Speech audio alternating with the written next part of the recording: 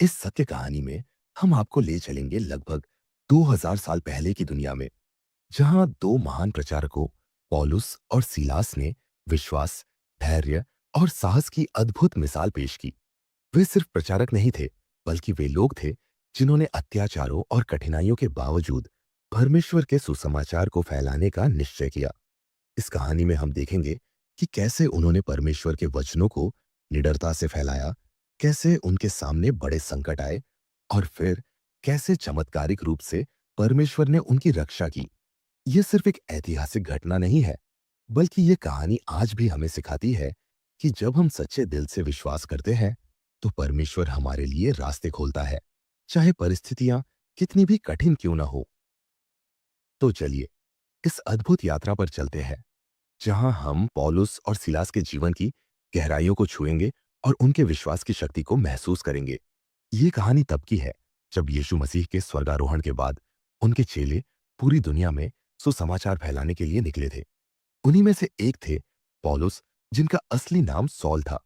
वे पहले मसीही विश्वासियों के सबसे बड़े विरोधी थे, लेकिन दमिश्क के रास्ते पर उनकी मुलाकात स्वयं यीशु से हुई और उनके जीवन का पूरा उद्देश्य बदल गया। अब वे अपने पूरे मन से यीशु के संदेश को फैलाने में जुट गए थे। एक दिन पौलुस को एक दर्शन हुआ। उन्होंने देखा कि एक मकिदुनिया का व्यक्ति उनसे कह रहा है, आओ और हमारी सहायता करो। यह दर्शन ईश्वर की ओर से एक बुलावा था। पौलुस ने इसे पहचान लिया और अपने प्रिय साथी सीलास के साथ एक महान यात्रा पर निकल पड़े। पौलुस और सीलास अपने साथी लूका और तीमुथियुस के साथ मकिदुनिया के फिलिप्पी शहर पहुंचे। यह एक समृद्ध रोमी उपनिवेश था, जहां बहुत से व्यापारी और सैनिक रहते थे। यहूदी सभाएं कम थी, इसलिए वे सीधे उन लोगों के पास गए जो परमेश्वर में विश्वास रखते थे। शहर के बाहर एक नदी के किनारे कुछ महिलाएं प्रार्थना कर रही थी। उनमें से एक थी लुदिया, जो बैंगनी वस्त्रों की एक अमीर व्यापारी थी। जब पौलुस ने परमेश्वर के राज्य के बारे में प्रचार किया, तो लुदिया का दिल पिघल गया और उसने यीशु को अपना उद्धारकर्ता स्वीकार कर लिया। उसने कहा, अगर तुम मुझे सचमुच परमेश्वर की भक्त मानते हो, तो मेरे घर आओ। पौलुस और सीलास उसके घर में ठहरे और वह उनके लिए एक महत्वपूर्ण साथी बन गई। कुछ दिनों बाद जब वे शहर में प्रचार कर रहे थे, एक दासी लड़की उनके पीछे पीछे चलने लगी। उसमें एक दुष्ट आत्मा थी, जिससे वह भविष्यवाणी कर सकती थी और उसके मालिक उसे इस्तेमाल कर धन कमाते थे। वह चिल्लाने लगी, ये लोग परम प्रधान परमेश्वर के दास हैं। ये तुम्हें उद्धार का मार्ग दिखा रहे हैं। ये कई दिनों तक चलता रहा और पौलुस समझ गए कि यह लड़की दुष्ट आत्मा के वश में है। उन्होंने पीछे मुड़कर उस आत्मा को आज्ञा दी, यीशु मसीह के नाम से मैं तुझे इस लड़की में से निकलने की आज्ञा देता हूं। तुरंत वह आत्मा लड़की से निकल गई और वह मुक्त हो गई। लेकिन उसके मालिकों को बहुत क्रोध आया, क्योंकि अब वह भविष्यवाणी नहीं कर सकती थी और उनका धन कमाने का साधन चला गया था। गुस्से में भरकर वे लोग पौलुस और सीलास को पकड़कर घसीटते हुए बाजार में ले गए और अधिकारियों से शिकायत की, ये लोग हमारे शहर में अशांति फैला रहे हैं। ये यहूदी रीति रिवाज सिखा रहे हैं, जिन्हें मानना हमारे लिए अवैध है। भीड़ भी उनके खिलाफ हो गई और अधिकारियों ने आदेश दिया कि पौलुस और सीलास को कोड़े मारे जाए और जेल में डाल दिया जाए। सैनिकों ने उन्हें निर्दयता से पीटा और उनके पैरों में बेड़ियां डालकर उन्हें कालकोठरी में बंद कर दिया। उस रात जब चारों ओर अंधेरा था और जेल में सन्नाटा पसरा था, पौलुस और सीलास अपने दर्द और घावों के बावजूद प्रार्थना कर रहे थे और भजन गा रहे थे। उनके विश्वास ने जेल के अन्य कैदियों को भी चकित कर दिया। तभी अचानक एक भयंकर भूकंप आया। जेल की नींव हिल गई और सभी कैदियों के द्वार खुल गए और उनकी बेड़ियां टूट गई। यह एक चमत्कार था। जेलर, जो गहरी नींद में था, जब यह सब हुआ तो वह जाग गया। उसने देखा कि सभी दरवाजे खुले हैं और सोचा कि कैदी भाग गए होंगे। वह इतना डर गया कि उसने अपनी तलवार खींच ली और खुद को मारने ही वाला था कि पौलुस ने जोर से पुकारा, रुको, हम सब यहीं हैं।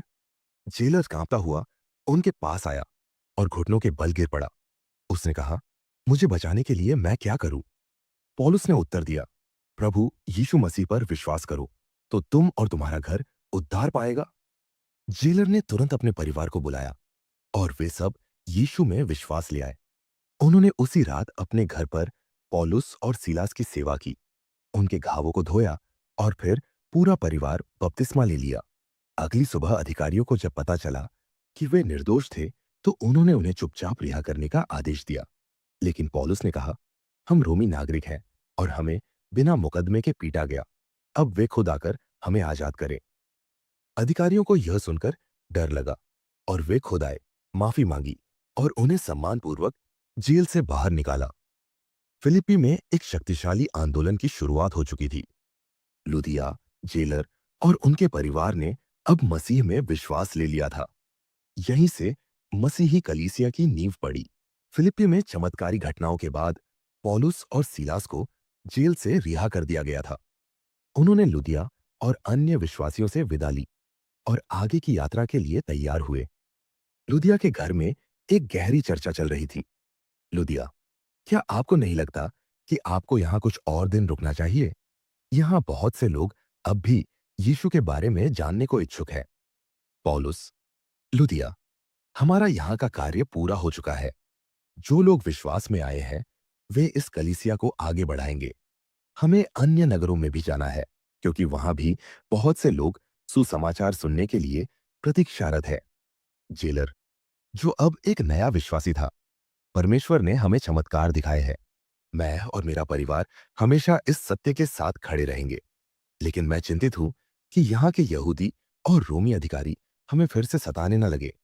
सीलास, मत डर, प्रभु हमेशा अपने लोगों के साथ रहता है। हमें भरोसा रखना चाहिए। कुछ घंटों बाद पौलुस और सीलास अपने साथी तीमुथियुस और लूका के साथ थिस्सलुनीके के लिए निकल पड़े। उनकी यात्रा कठिन थी, क्योंकि उन्हें लगभग 160 किलोमीटर पैदल चलना था। थिस्सलुनीके एक बहुत बड़ा व्यापारिक नगर था।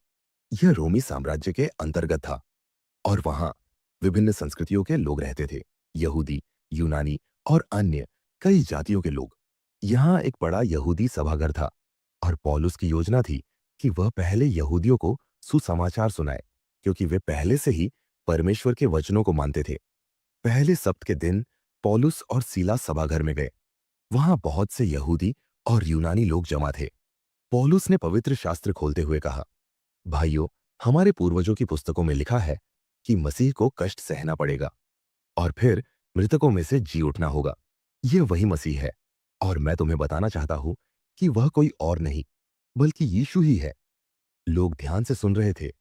कुछ लोग आश्चर्यचकित थे, कुछ उत्साहित और कुछ उलझन में थे।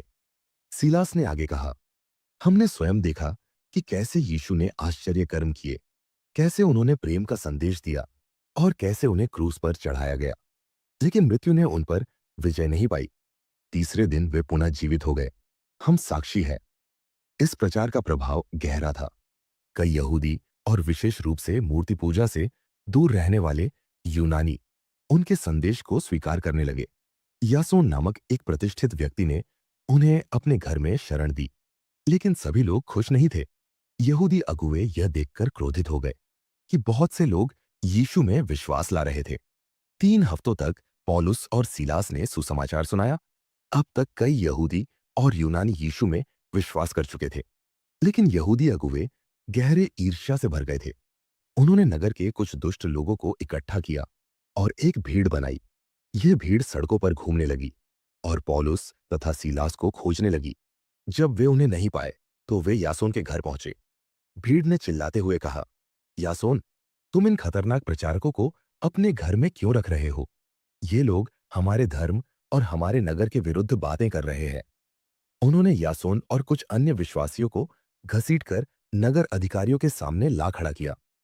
नगर अधिकारी गंभीर मुद्रा में बोले, ये लोग हमारे नगर में अशांति फैला रहे हैं। ये किसी यीशु नामक व्यक्ति को राजा घोषित कर रहे हैं, जो रोमी सम्राट कैसर के विरुद्ध है। यह सुनकर अधिकारी चिंतित हो गए, क्योंकि कैसर के विरुद्ध कोई भी बगावत उन्हें स्वीकार नहीं थी। यासोन और अन्य विश्वासियों से जमानत ली गई और उन्हें सख्त चेतावनी दी गई कि वे पौलुस और सीलास को नगर में और अधिक प्रचार करने न दें। अब स्थिति और खतरनाक हो चुकी थी। विश्वासियों ने पौलुस और सीलास को चेताया कि वे नगर छोड़ दें, नहीं तो उनकी जान को खतरा हो सकता है। यासोन, हम तुम्हें यहां और अधिक जोखिम में नहीं डाल सकते। तुम्हें तुरंत निकलना होगा। पौलुस, हम भाग नहीं रहे हैं, बल्कि हम अगली जगह पर परमेश्वर का कार्य करने जा रहे हैं। रात के अंधेरे में वे बिरिया की ओर निकल पड़े। बिरिया में भी एक यहूदी सभाघर था। जब पौलुस और सीलास वहां पहुंचे तो उन्होंने फिर से प्रचार करना शुरू किया। लेकिन यहाँ के यहूदी थिस्सलुनीके के यहूदियों से बहुत अलग थे। वे उत्सुकता से पौलुस की बातों को सुनते और हर दिन पवित्र शास्त्रों का अध्ययन करते, ये जांचने के लिए कि जो कुछ कहा जा रहा है वह सच है या नहीं। यूनानी पुरुषों और प्रतिष्ठित महिलाओं सहित कई लोग विश्वास में आए। थिस्सलुनीके के यहूदी अब भी शांत नहीं बैठे थे। जब उन्हें पता चला कि पौलुस अब बिरिया में प्रचार कर रहे हैं, तो वे वहां भी आ गए। उन्होंने बिरिया के लोगों को भड़काना शुरू कर दिया। धीरे धीरे नगर में अशांति बढ़ने लगी और पौलुस के जीवन पर फिर से संकट आ गया। विश्वासियों ने यह देखा और तुरंत निर्णय लिया कि पौलुस को वहां से सुरक्षित निकालना होगा। विश्वासियों ने पौलुस को समुद्र के रास्ते एथेंस भेज दिया, लेकिन सीलास और तीमुथियुस वहीं रुके ताकि वे नए विश्वासियों को मजबूत कर सके। अब पौलुस एथेंस में अकेले थे। यहां से उनकी सबसे बड़ी बौद्धिक और धार्मिक चुनौती शुरू होने वाली थी। पौलुस अब अकेले एथेंस पहुंच चुके थे। यह नगर उस समय ग्रीस की राजधानी था और पूरे विश्व में दर्शन शास्त्र, कला और ज्ञान का केंद्र माना जाता था। यहां सुकरात, प्लेटो और अरस्तु जैसे महान दार्शनिकों की शिक्षाएं फैली हुई थी। पौलुस के लिए यह नगर बिल्कुल अलग था। वह जहां भी देखता उसे मूर्तियां और मंदिर दिखाई देते। हर चौराहे पर एक नई मूर्ति खड़ी थी। जूस, हेरा, अपोलो, एथेना और न जाने कितने देवी देवताओं की पूजा हो रही थी। पौलुस ने गहरी सांस ली और सोचा, यहाँ के लोग कितने धार्मिक हैं, लेकिन वे सच्चे परमेश्वर को नहीं जानते। पौलुस ने नगर में घूमना शुरू किया। वह लोगों से बातें करता, उन्हें समझाता कि एक ही सच्चा परमेश्वर है जो स्वर्ग और पृथ्वी का सृष्टिकर्ता है। धीरे धीरे उसकी बातें नगर के कुछ बुद्धिजीवियों के कानों तक पहुंची। इनमें से कुछ एपिकूरीय और स्टोइक दर्शन शास्त्री थे। एक एपिकूरीय दार्शनिक ने कहा, यह आदमी कौन है? यह कैसी नई शिक्षा लेकर आया है? दूसरे ने हंसते हुए कहा, लगता है कि यह किसी नए देवता की बातें कर रहा है। लेकिन पौलुस को न तो डर था और न ही कोई झिझक। उसने उत्तर दिया, मैं वही शिक्षा लाया हूं जो समस्त मानव जाति के लिए है, एकमात्र जीवित परमेश्वर की सुसमाचार की शिक्षा। इन बुद्धिजीवियों ने पौलुस को एरोपागस मार्स हिल नामक स्थान पर बुलाया। यह एक पहाड़ी स्थान था जहां नगर के बड़े विचारक और दार्शनिक एकत्र होते थे। वहां एक बड़ी सभा थी। कुछ लोग जिज्ञासु थे, कुछ संदेह में थे और कुछ बस यह देखने आए थे कि यह नया प्रचारक क्या कहेगा। पौलुस ने बोलना शुरू किया, एथेंस के लोगों, मैं देखता हूं कि तुम सभी बहुत धार्मिक हो। जहां भी मैं गया, मैंने तुम्हारे मंदिरों और मूर्तियों को देखा। लेकिन एक स्थान पर मैंने एक वेदी देखी जिस पर लिखा था, अज्ञात परमेश्वर को। मैं तुम्हें उसी परमेश्वर के बारे में बताने आया हूं जिसे तुम बिना जाने पूछते हो। फिर पौलुस ने विस्तार से बताया कि यह परमेश्वर वह है जिसने स्वर्ग और पृथ्वी की सृष्टि की, जो किसी मनुष्य के हाथों के बनाए हुए मंदिरों में नहीं रहता और जो हर एक व्यक्ति को जीवन और सांस देता है। पौलुस ने कहा, अब समय आ गया है कि लोग अज्ञानता के दिनों को छोड़ दें और सच्चे परमेश्वर की ओर मुड़े, क्योंकि उसने एक दिन ठहराया है जब वह समस्त संसार का न्याय करेगा और उसने प्रमाण के रूप में मसीह को मृतकों में से जिलाया है। जब पौलुस ने मृतकों में से जी उठने की बात की तो कुछ लोगों ने उसका मजाक उड़ाया। एक व्यक्ति ने हंसते हुए कहा, कोई भी मृतकों में से जी नहीं उठ सकता, यह असंभव है। लेकिन कुछ लोग गहराई से प्रभावित हुए। एक दार्शनिक ने कहा, हम फिर कभी तुम्हारी बात सुनना चाहेंगे। हालांकि कुछ ने पौलुस की बातें मानी। इनमें दियोनिसियुस नामक एक न्यायी और दमरीस नामक एक प्रतिष्ठित स्त्री थी। एथेंस में कुछ लोग मसीह में विश्वास लाए, लेकिन वहां बहुत विरोध था। इसलिए कुछ समय बाद पौलुस ने कुरिन्थ जाने का निर्णय लिया। कुरिन्थ एक बहुत बड़ा व्यापारिक नगर था जहां विभिन्न देशों से व्यापारी आते थे। लेकिन यह शहर नैतिक भ्रष्टाचार, अनैतिकता और मूर्ति पूजा का भी केंद्र था। पौलुस वहां एक अक्विला और प्रिस्किल्ला नामक दंपति से मिला जो यहूदी थे और हाल ही में रोम से निकाले गए थे। वे तंबू बनाने का काम करते थे और पौलुस भी यह काम जानता था। अक्विला, हमने सुना है कि तुम यीशु मसीह के प्रचारक हो। पौलुस, हाँ, और मैं कुरिन्थ में भी प्रभु का कार्य करना चाहता हूँ। इस तरह पौलुस उनके साथ रहने लगा और तंबू बनाने में उनकी सहायता करने लगा। हर सब्त के दिन पौलुस यहूदी सभाघर में जाकर प्रचार करता, यीशु ही मसीह है। यह बात सुनकर कुछ यहूदी विश्वास में आ गए, लेकिन बहुतों ने उसका विरोध किया। आखिरकार यहूदी अगुवों ने उसे धक्का देकर सभाघर से बाहर निकाल दिया। हमें तुम्हारी बातें नहीं सुननी, उन्होंने कहा। इसके बाद पौलुस युस्तुस नामक व्यक्ति के घर गया, जो सभाघर के पास रहता था और जो मसीही बन चुका था। फिर कुरिन्थ का सभाघर अध्यक्ष क्रिस्पुस भी यीशु मसीह में विश्वास ले आया। धीरे धीरे बहुत से कुरिन्थवासी मसीह में विश्वास लाने लगे और बपतिस्मा लेने लगे। लेकिन पौलुस के मन में चिंता थी, क्या उसे यहां भी सताव का सामना करना पड़ेगा? क्या लोग उसे मार डालेंगे? तभी एक रात प्रभु ने दर्शन में उससे कहा, डर मत, प्रचार करते रहो, मैं तुम्हारे साथ हूं और कोई भी तुम्हें हानि नहीं पहुंचाएगा, क्योंकि इस नगर में मेरे बहुत से लोग हैं। इस वचन ने पौलुस को बहुत बल दिया। कुछ समय बाद यहूदी फिर से एकत्र हुए और पौलुस को पकड़कर गवर्नर गल्लियो के सामने ले गए। उन्होंने आरोप लगाया, यह आदमी अवैध धर्म का प्रचार कर रहा है। गल्लियो ने उनकी बात सुनी और उत्तर दिया, अगर यह कोई अपराध होता तो मैं सुनता, लेकिन यह तो तुम्हारे धार्मिक विवाद है। जाओ, इसे आपस में सुलझाओ। इससे यहूदी निराश हो गए और उन्होंने सभाघर अध्यक्ष सोस्थनीस को पकड़कर पीट दिया। इन सब के बावजूद पौलुस ने 1.5 साल तक कुरिन्थ में प्रचार किया और वहां एक मजबूत कलीसिया स्थापित की। कई लोग मसीह में आए और कुरिन्थ की कलीसिया बढ़ती गई। अंत में पौलुस ने कुरिन्थ से इफिसुस जाने का निर्णय लिया, जहां उसका अगला कार्य था। कुरिन्थ में 1.5 वर्ष बिताने के बाद पौलुस ने अपने साथी अक्विला और प्रिस्किल्ला के साथ इफिसुस जाने का निर्णय लिया। इफिसुस एशिया माइनर, वर्तमान तुर्की का एक महत्वपूर्ण नगर था और वहां के लोग देवी अर्तेमिस डायना की पूजा करते थे। पौलुस जानता था कि यह नगर आत्मिक रूप से अंधकार में था, लेकिन यही कारण था कि उसे वहां जाना था। इफिसुस पहुंचकर पौलुस ने सबसे पहले यहूदियों के सभाघर में जाकर प्रचार किया, यीशु ही मसीह है। उसने घोषणा की। कुछ यहूदी उसे ध्यान से सुनने लगे और उन्होंने उससे निवेदन किया कि वह और अधिक समय उनके साथ बिताए। लेकिन पौलुस को यरूशलेम जाना था, इसलिए उसने उत्तर दिया, अगर परमेश्वर चाहेंगे तो मैं फिर लौट कर आऊंगा। इसके बाद वह अक्विला और प्रिस्किल्ला को इफिसुस में छोड़कर आगे बढ़ गया। इसी बीच अपुल्लोस नामक एक व्यक्ति इफिसुस पहुंचा।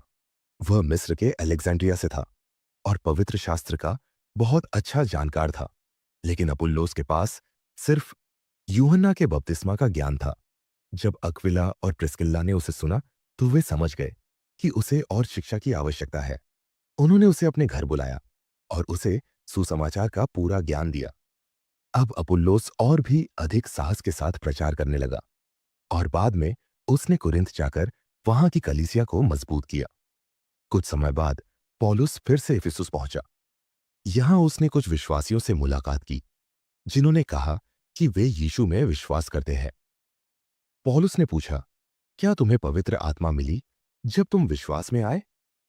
उन्होंने उत्तर दिया, हमने तो यह भी नहीं सुना कि कोई पवित्र आत्मा है। पौलुस, तो फिर तुम्हें किस बपतिस्मा का अनुभव हुआ? उन्होंने उत्तर दिया, हमने यूहन्ना का बपतिस्मा लिया। पौलुस ने उन्हें समझाया कि यूहन्ना का बपतिस्मा पश्चाताप के लिए था, लेकिन अब उन्हें प्रभु यीशु के नाम में बपतिस्मा लेना चाहिए। जब पौलुस ने उन पर हाथ रखा तो वे पवित्र आत्मा से भर गए और वे नई भाषाओं में बोलने और भविष्यवाणी करने लगे। यहां कुल 12 व्यक्ति थे जो इफिसुस की कलीसिया की नींव बने। अब पौलुस ने इफिसुस में 2 साल बिताए। वह रोज तिरन्नुस नामक व्यक्ति के स्कूल में शिक्षा देता था। इस दौरान परमेश्वर ने पौलुस के द्वारा अद्भुत चमत्कार किए। लोग पौलुस के वस्त्रों और रूमालों को बीमारों तक ले जाते थे और वे चंगे हो जाते थे। इसका प्रभाव पूरे इफिसुस और आसपास के क्षेत्रों में फैल गया। इफिसुस जादू टोने और जादूगरों का नगर था। जब उन्होंने पौलुस के द्वारा हो रहे चमत्कारों को देखा तो कुछ यहूदी जादूगरों ने भी यीशु के नाम का उपयोग करने की कोशिश की। सकेवा नामक यहूदी महायाजक के 7 पुत्रों ने एक दुष्टात्मा ग्रस्त व्यक्ति पर यीशु के नाम का उपयोग किया। यीशु के नाम से, जिसे पौलुस प्रचार करता है, मैं तुझे आदेश देता हूं, बाहर निकल। लेकिन दुष्टात्मा ने उत्तर दिया, मैं यीशु को जानता हूं और पौलुस को भी जानता हूं, लेकिन तुम कौन हो? फिर वह दुष्टात्मा उस सातों पर झपट पड़ा, उन्हें मार मार कर अधमरा कर दिया। वे नंगे और घायल होकर भागे। इस घटना से पूरे इफिसुस में भय छा गया और बहुत से जादूगरों ने पश्चाताप किया। उन्होंने अपने जादू टोने की पुस्तकें आग में जला दी, जिनकी कुल कीमत 50,000 चांदी के सिक्कों के बराबर थी। इफिसुस में एक डेमेत्रियुस नामक व्यक्ति था, जो चांदी के देवालय बनाता था। उसके व्यापार का मुख्य आधार अर्तेमिस देवी के मंदिर की पूजा थी। जब उसने देखा कि लोग यीशु में विश्वास करने लगे हैं और मूर्ति पूजा छोड़ रहे हैं, तो उसे चिंता हुई कि उसका व्यापार नष्ट हो जाएगा। उसने अन्य कारीगरों को बुलाया और कहा, अगर यह पौलुस इसी तरह प्रचार करता रहा तो हमारी आजीविका खत्म हो जाएगी। हमारी महान देवी अर्तेमिस का सम्मान समाप्त हो जाएगा। धीरे धीरे उसने पूरे नगर में हंगामा खड़ा कर दिया। भीड़ ने पौलुस और उसके साथी गयुस और अरिस्तर्खुस को पकड़ लिया और नगर के विशाल थिएटर में घसीट ले गए। वहां हजारों लोग इकट्ठा हो गए और जोर जोर से चिल्लाने लगे, महान है इफिसुस की अर्तेमिस। 2 घंटे तक लोग चिल्लाते रहे। पौलुस भी वहां जाने के लिए तैयार था, लेकिन विश्वासियों ने उसे रोक लिया। आखिरकार नगर का सचिव आया और भीड़ से कहा, यहां कोई अपराध नहीं हुआ है। अगर तुम्हें कोई शिकायत है तो न्यायालय में जाओ। तब जाकर भीड़ शांत हुई और दंगा समाप्त हो गया।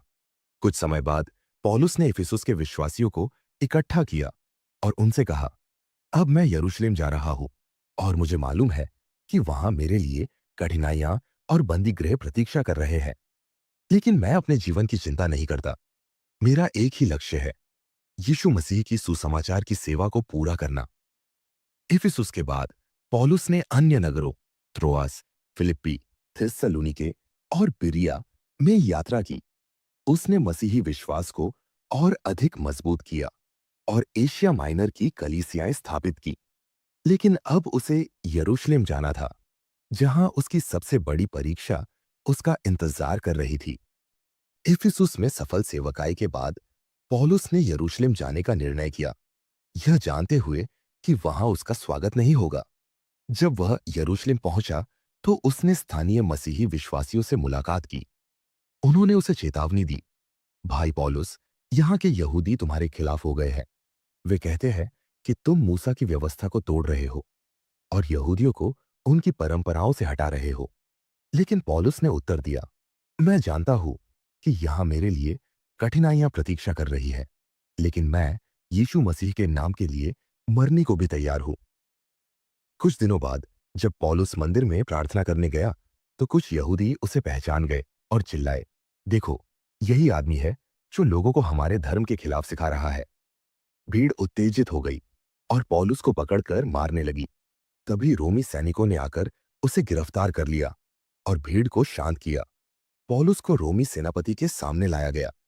सेनापति ने पूछा, तुम कौन हो और लोग तुम्हारे पीछे क्यों पड़े हैं?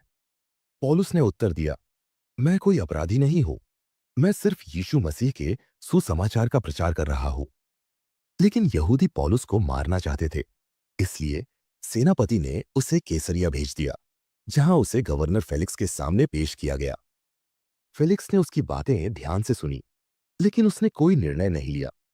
वह पौलुस को 2 साल तक कैद में रखे रहा, यह उम्मीद करते हुए कि शायद उसे रिश्वत मिल जाए। अंततः पौलुस ने अपनी रोमी नागरिकता का उपयोग किया और कैसर के सामने अपील की। इसका मतलब था कि उसे रोम भेजा जाएगा। यात्रा कठिन थी। पौलुस को अन्य कैदियों के साथ एक जहाज में रखा गया। रास्ते में एक बड़ा तूफान आया और जहाज लगभग डूब गया। लेकिन पौलुस ने सभी को सांत्वना दी और कहा, डरो मत, परमेश्वर ने मुझसे कहा है कि मैं रोम में खड़ा होऊंगा, कोई भी नहीं मरेगा। अंततः जहाज माल्टा द्वीप पर दुर्घटनाग्रस्त हुआ, लेकिन सभी यात्री सुरक्षित बच गए। वहां पौलुस ने एक जहरीले सांप को बिना किसी हानि के झटक दिया और वहां के लोगों के लिए चमत्कार की। कुछ महीनों बाद पौलुस अंततः रोम पहुंचा। रोम में पौलुस को एक घर में नरम कैद में रखा गया। उसे सिपाहियों द्वारा पहरा दिया जाता था, लेकिन उसे लोगों से मिलने और प्रचार करने की अनुमति थी। वहां उसने कई विश्वासियों को प्रोत्साहित किया और फिलिपियो, कुलुस्सियो, इफिसियो और फिलेमोन को पत्र लिखे। लेकिन धीरे धीरे रोमी सम्राट नीरो का मसीहियों पर अत्याचार बढ़ने लगा। पौलुस को फिर से गिरफ्तार कर लिया गया और इस बार एक अंधेरे और ठंडे कारागार में डाला गया। यहां से उसने अपने अंतिम पत्र तिमुथियुस को लिखा। मैंने अच्छी दौड़ दौड़ी है, मैं विश्वास की लड़ाई लड़ चुका हूं। अब मेरे लिए धार्मिकता का मुकुट रखा हुआ है। कुछ समय बाद रोमी अधिकारियों ने पौलुस को मौत की सजा दी। एक दिन रोमी सैनिक उसे बाहर ले गए। वह थका हुआ था, लेकिन उसका चेहरा शांत था। पौलुस घुटनों पर बैठा, प्रार्थना की और फिर उसने अपनी गर्दन झुका दी। रोमी सैनिक ने तलवार उठाई और पौलुस का बलिदान पूरा हुआ। पौलुस की मृत्यु के बाद भी उसका प्रभाव समाप्त नहीं हुआ। उसके द्वारा लिखे गए पत्र आज भी बाइबल में है और लाखों लोगों को प्रेरित करते हैं। उसकी कड़ी मेहनत और विश्वास के कारण सुसमाचार पूरे रोमी साम्राज्य में फैल गया और मसीही धर्म एक मजबूत नींव पर खड़ा हो गया। पौलुस ने अपने जीवन के अंतिम शब्दों में लिखा था, मसीह में मरना लाभ है। पौलुस की कहानी हमें सिखाती है कि अगर हम सच्चे विश्वास के साथ परमेश्वर की सेवा करें, तो कोई भी कठिनाई हमें रोक नहीं सकती। उसने अपना सब कुछ प्रभु यीशु को समर्पित कर दिया और उसका जीवन इस बात का उदाहरण है कि एक सच्चा मसीही कैसे जीता और मरता है। अगर आपको यह वीडियो पसंद आया तो इसे लाइक, शेयर और सब्सक्राइब करना न भूले, ताकि हम और भी अद्भुत बाइबल कहानियां आपके लिए ला सके।